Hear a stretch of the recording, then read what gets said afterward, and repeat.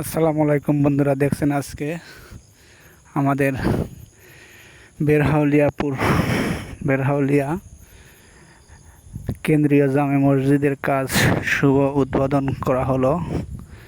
এখানে আছে অনেক জ্ঞানীগুণী সম্মানী ব্যক্তি বেরহাউলিয়া গ্রামের ও আন্তর্জাতিক বিষয়ে।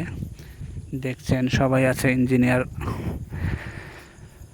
দুলাল সাহেব ও রবি চেয়ারম্যান ও আরও অন্যান্য ফজলু মাস্টারের ও আরও সাইবুল কাকা ও অনেক লোক সহ বেরহাউলিয়া কেন্দ্র জামে মসজিদের কমিটি সংগঠন ও সাধারণ জনগণ আছে।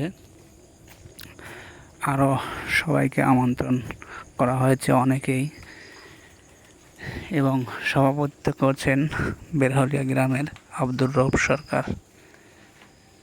আপনারা দেখছেন বেরহাউলিয়া মসজিদের কাজ অনেক দিন যাবৎ ভাঙন করে পড়া ছিল, আজ সেটা উদ্বোধন করা হলো।